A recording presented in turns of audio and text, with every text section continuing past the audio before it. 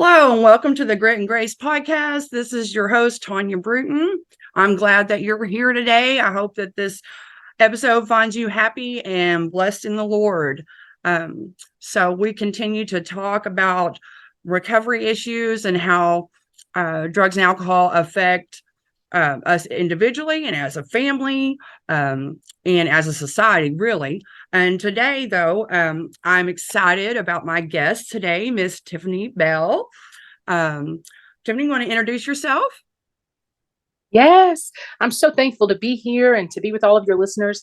So I'm Pastor Tiffany Bell. I'm from Phoenix, originally South Carolina, but I'm claiming Phoenix as my home. So I am here, and my husband and myself have a ministry called Yielded Life, and we're just showing people how to live to the fullest ability they have in Jesus every day. So, Awesome. That's awesome. Well, today we're just gonna sit and talk like girlfriends and oh, talk about our stories, or really I want to hear your story. I've heard a little bit of it, but I'd like to hear you tell it to our listeners. Let's talk about you grew up with, well, did you grow up with drugs in the home or alcohol in the home early on, or did that happen like a little later in your childhood years? Kind of take us to the beginning.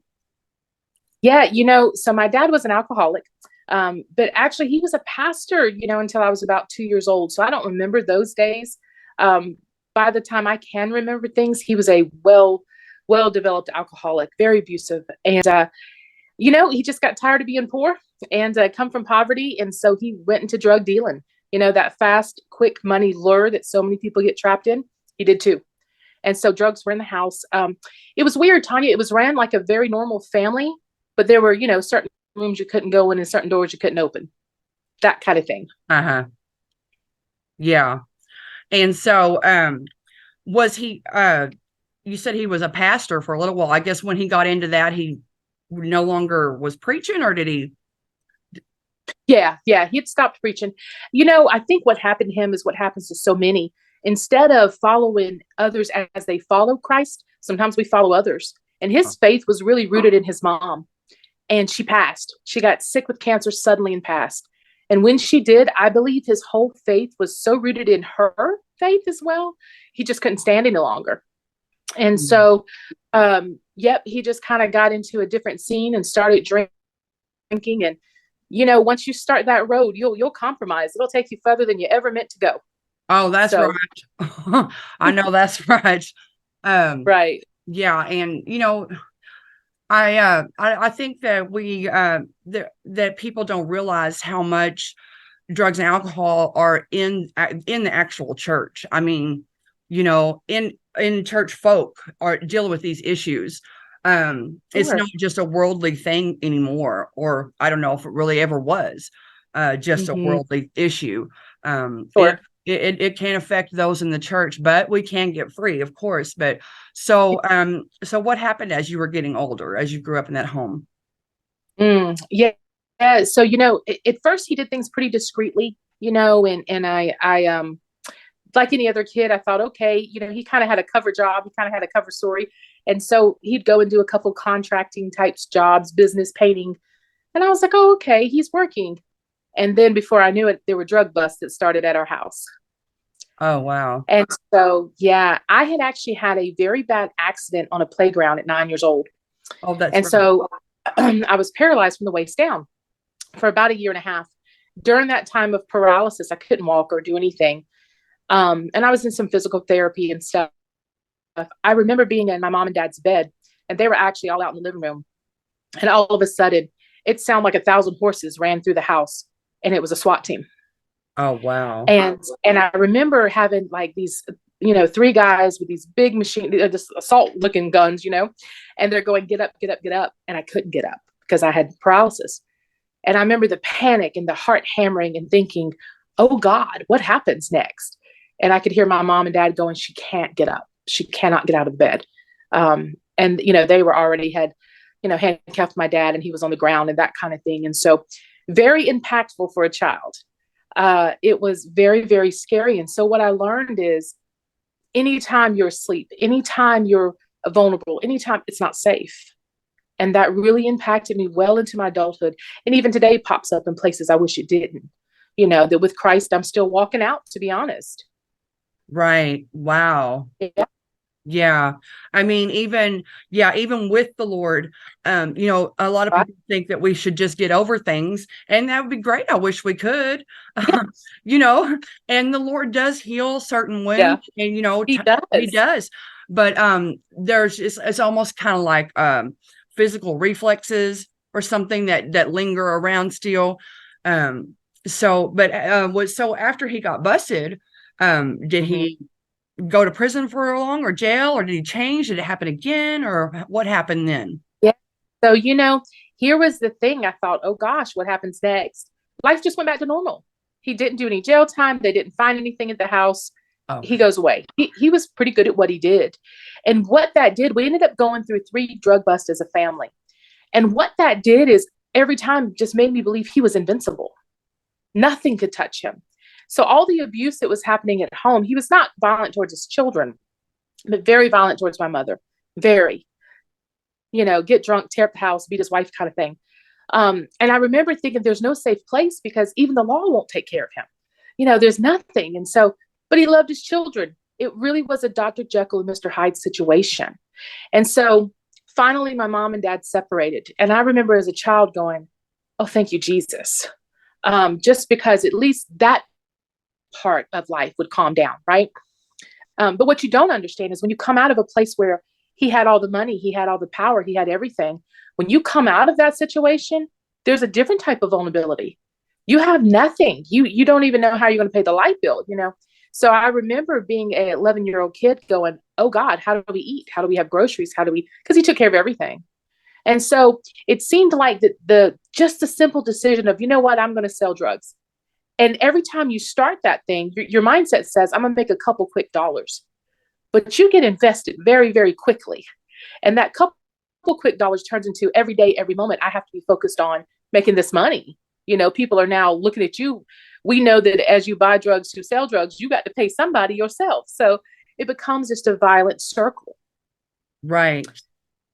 Right.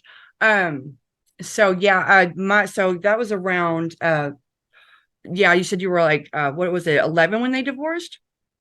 They separated when I was about 11. He finally got busted one more time without us when I was 13. Oh, okay. Matter of fact, Tonya, it was such a weird situation because, again, he had never done time, never even spent 30 days in jail. It seemed like he just always got away with it. And so I believed he was invincible. I truly did. So when I was 13, I tried to call him. We weren't living together. And so I tried to call him, couldn't get him on the phone, couldn't get him at home. And I finally called one of his partners and I said, where is dad? I haven't talked to him. It's not like him. He always checked on his children. And finally, my mom had to call and they said, he's in jail. And he had got placed in county jail. I still wasn't very worried, because I thought, okay, money will get him out. It always does. He'll be fine. Right up until that gavel fell in a courtroom and they sentenced him to 150 years. Wow. That was life shattering. Wow. Life shattering. It's a death sentence. There's no way around it. That's a death sentence. Yeah. And so I remember at 13 going, okay, he's gone. What is my role now in the family? What do I do? And I very soon, you become the things you hate. And I very soon started drinking my own pain away. Yeah. Yeah. Because it just is. It's a cycle. And, the Bible tells us that those iniquities, they'll start to chase us, those generational iniquities. And so it's so true. It's why today I don't drink. I don't care to be a part of it. Not because I'm better than anybody else, but because I know what's chasing after me. Does that make sense today? Yes. Yes. Yes. Yeah. We need not be, we have to be aware of his schemes, Oh, yeah. Yes. For sure. Well, I mean, were you able to then just to eventually put it down, the drinking? Yes. Yeah. So I got married at 18. We truly do pick people like our fathers. I got married at 18. It was not a great, successful marriage. I had my daughter a week after I got married. So that'll tell you where I was in life. And so I remember, God just encountered me. I remember being 22. My daughter was 4 years old. And I got where I would binge, if that makes sense. Yeah. If you know, you know. So what I would do is I would be a good girl Monday through Friday, right? And then, Friday night to Sunday morning, I lived my life. I did my thing. And then I got to come home like Susie Homemaker and be a great mom because my mom was taking care of her. And you know what I realized? I realized I was doing to my mom what my dad did to her. Watch the kids while I'm gone. I was doing it. Yeah. And I thought, God, I don't want to do this anymore. But who am I? I didn't even know who I was outside of that. Your identity gets so wrapped up in the drama and the trauma and the abuse that the little sweet girl, I couldn't even find her anymore. And I got to tell you, Tonya, I did something that was so bold. And I don't know if your listeners or if you can even just grasp where I was. But I told the Lord, I went to church with a sister that morning, one of my sisters. Both of them were saved and in church at the time. And I went to church and I felt nothing. I'll be honest with you. I was so numb, mad, hard. You get a callus when you're in that environment. You're not sensitive because there's not sensitive people around you always. And I remember telling the Lord, I left that church service and I said, I feel nothing. And I had a cousin who was at an Assemblies of God church. And I told my sister, I said, let's go there that night tonight. Let's go there. But what I told God was, I'm going to go into your church one more time. And if I don't feel anything, I'm never going back. And I meant it 1,000% as much as a person can mean it. Yeah. And God got a hold of me that night and turned my world upside down. And it has been the greatest journey ever since. Right. Yeah. That sounds, like I said, it sounds so much like what I went through. My parents, my mother and my stepfather, they divorced when I guess I was about 12 or in between 12 and 13. And it was due to the fact that my stepfather had beat me up. And one night when my mom was out, right. And so, of course she left. And then, like you say, there's this different vulnerability. I mean, he was an engineer. We had, he wasn't selling drugs or anything, but he dabbled in whatever he did. I didn't know at the time when I was young, but he had money.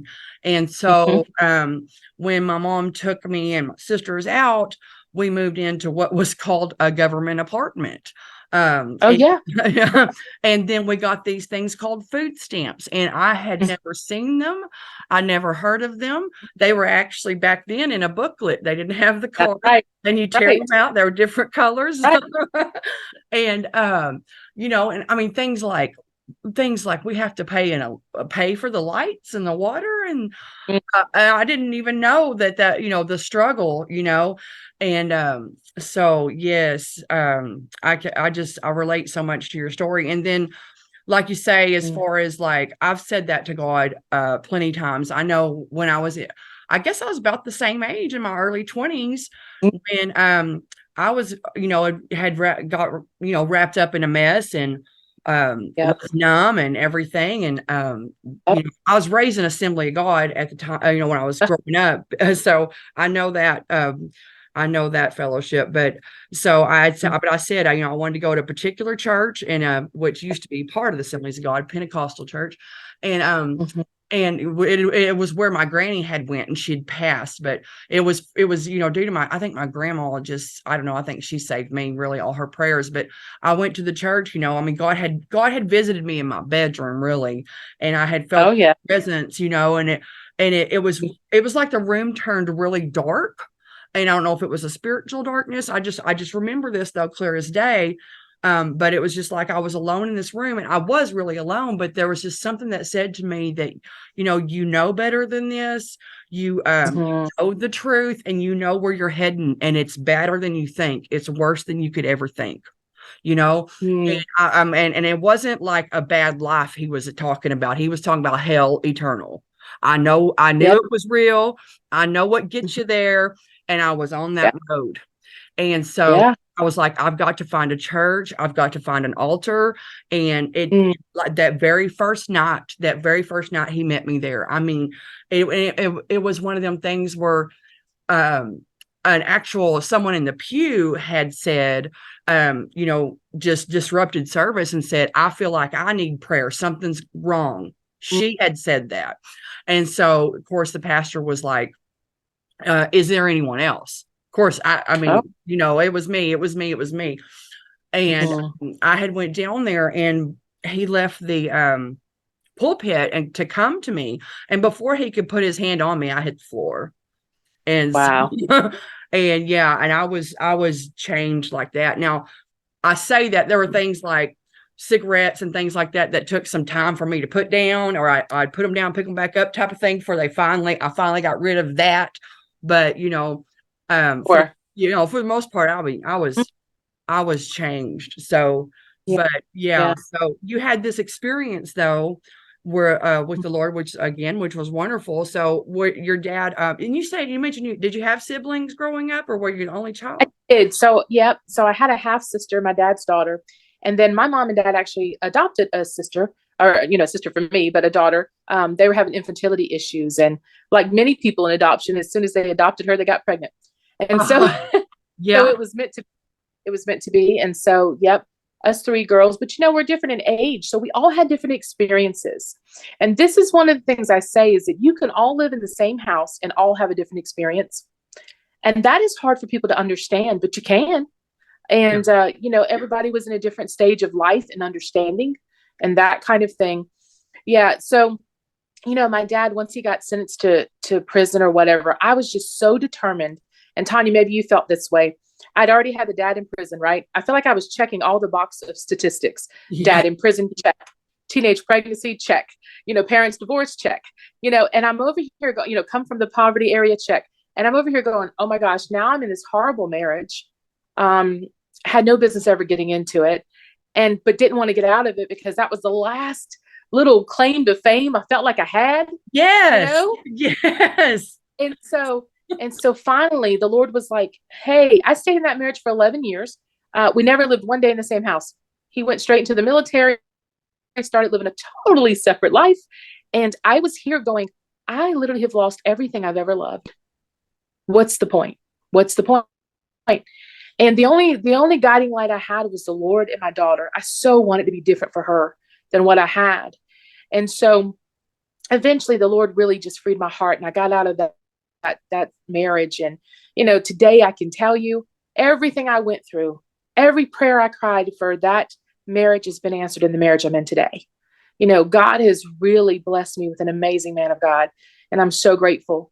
But I can tell you that the truth is, and your listeners may feel this way, maybe you do, some of the things we get through, right, and we go through, we bring them with us little by little. So God heals in stages.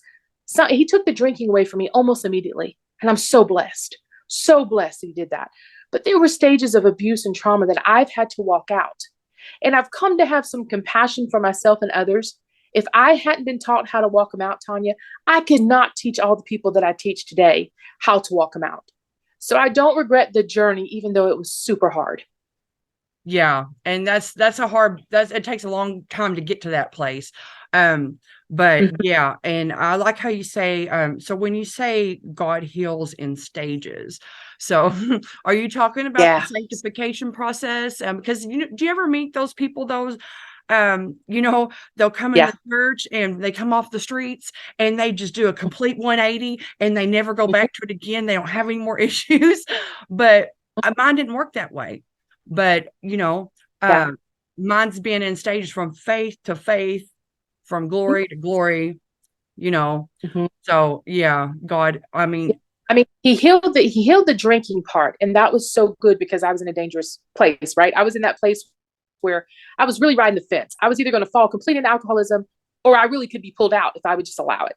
So I was in a great place to get saved, I guess, from that. And so God took care of that. But in the middle of that, there was all kind of abuse that entered into my world because I had a dad that was too violent to tell, and I had a mom that was just hurt and withdrawn and trying to survive. And so when we don't realize is we create an environment that's not safe for our kids, unsafe things happen. They have permission, if you will, to enter in.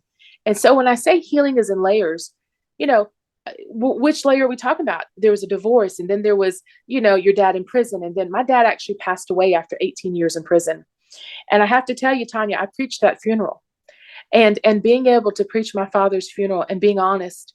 And I preached the prodigal son because my father had loved the Lord at one time. And I will be honest with you, had I not seen it with my own eyes, I would have said, oh, this is some last minute attempt to get to heaven kind of thing. But man, the Holy Spirit was all over him. God never desired for any of us to go to hell. He really didn't. And Right. yet people go there all the time, good people all the time. And so sanctification, I believe there is an initial dose of it, but then I believe that the outer man perished day by day and is renewed. So I believe that it is a layered process. Healing isn't linear. We can't measure it straight across the board, because if we do, we all fail. That's so good. Yeah. And if we measure it that way, we'll actually tell the Lord, how are you healing someone else so much better than you're doing me? We'll begin to believe that the Lord loves others more than he does us. And it's not true.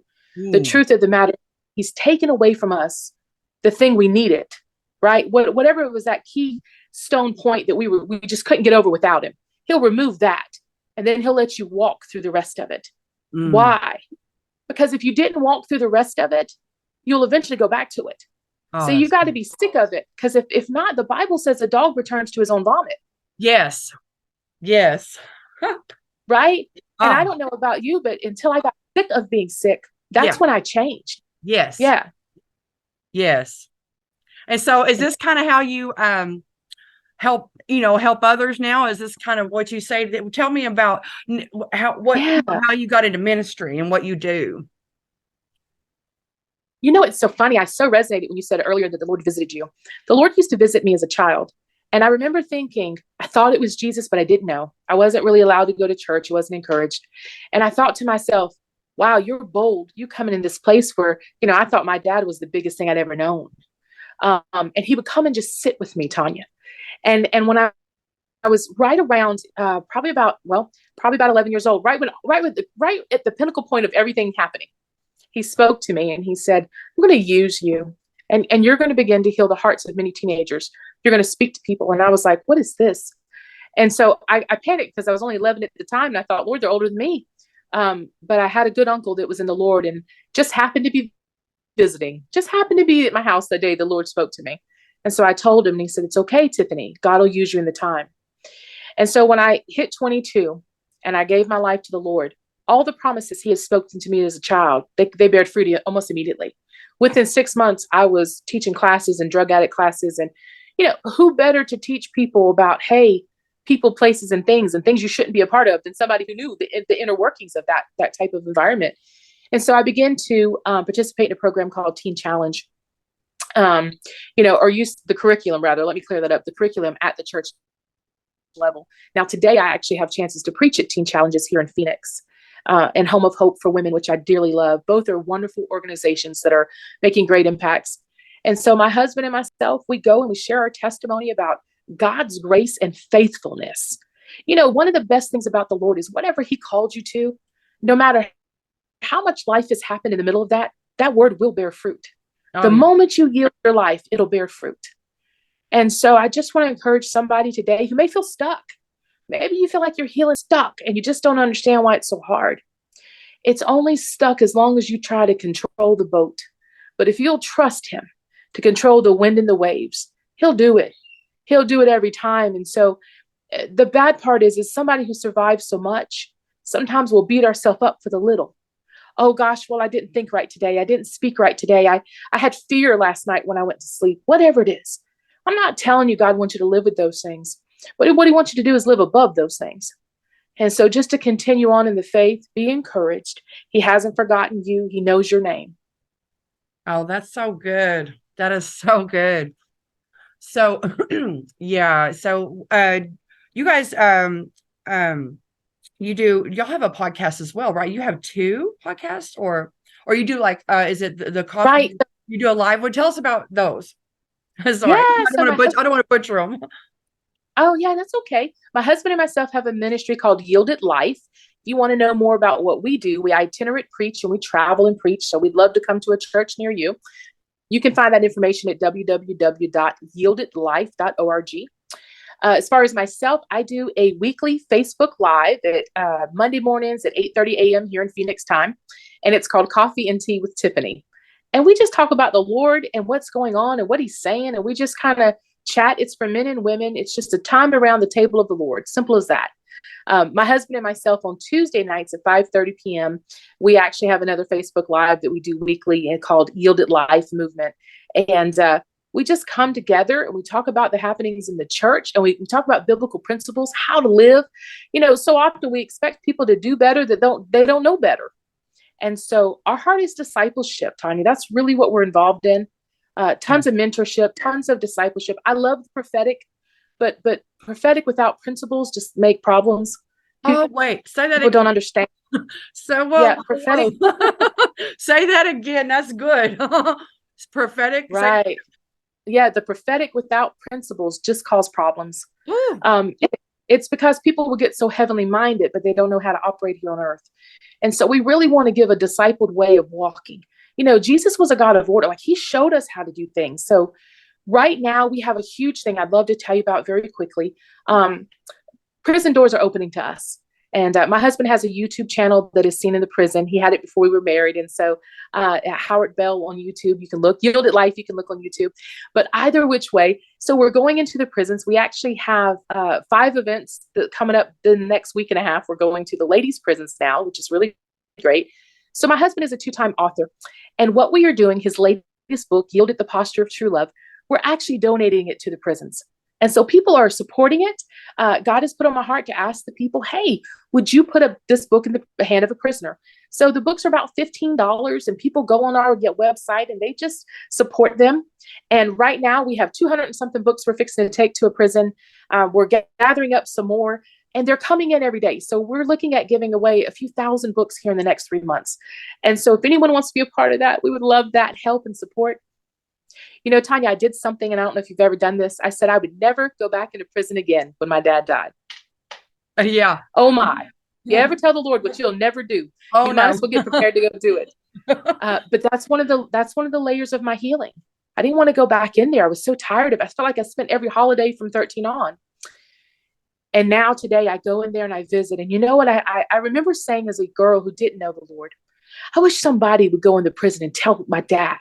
Wish they would tell him about Jesus. Well, now I'm that somebody. And my husband's that somebody. And we go tell other people's dads about Jesus so that somebody else can find the hope of glory. And so that is our heart. And we would love to have a relationship with you and your listeners and anybody who would like to be a part of that. That's awesome. I love it. So how does that work as far as the books? Is it on Amazon or your site, and a person buys it? Yeah. But y'all take it to them, or how does that work? That's exactly how it works. So if you go to our website, which is www.yieldedlife.org, you can actually hit our donate tab, and it'll drop down for you, and it'll say buy a book for a prisoner. And so you click that, you give how much ever, it's at least $15 per book, but how much ever God tells you to give, you sow into that. You can do it monthly. You can do however recurring you'd like, or just one-time gift. And what we'll do is we'll actually take the book to the prisoners and put it in their hands ourselves. And so we go and minister. It's a full church service. And then we present the books to the chaplain who will actually get it to the prisoners. And it's such an opportunity. It's not, his latest book is not a huge book. It's an easy read. It's right where a prisoner can read, get everything they need to know about finding hope. Prison's a dark place. And sometimes we think, well, everybody deserves that. But who's there? They deserve it. I'm going to tell you this. If I got what I deserved, I wouldn't be sitting on this amazing show today. All right.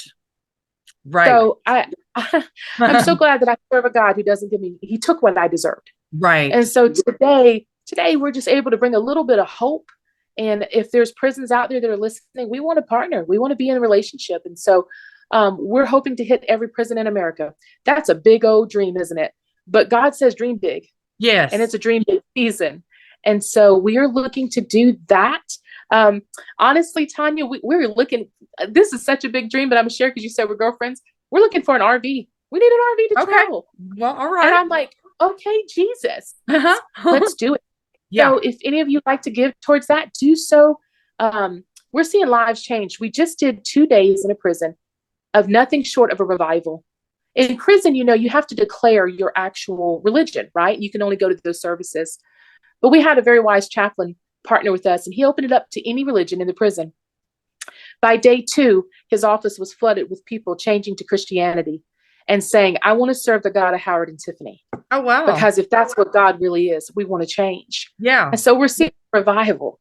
Oh, that's awesome. That's awesome. Man. Praise God. I mean, listen, going into the prisons and helping people get set free, discipleship. I love that you mentioned that. Y'all are my kind of people. Yes, we are the same people. Well, thanks so much, Tiffany, for coming on. I've had a blast, and I hope you guys enjoyed listening. Is there anything else before we close? Oh, man. And I'm just so grateful to be here. I love what you're doing. Thank you for giving me a voice today. And I just want your listeners to know, keep praying big. It is the season of open doors. God is going to do something. If he's promised you something, he's going to perform it. Don't give up. Oh, that's excellent. Awesome. Okay, guys. Until next time, be blessed in the Lord. This is Tonya with Great and Grace Podcast. Bye-bye.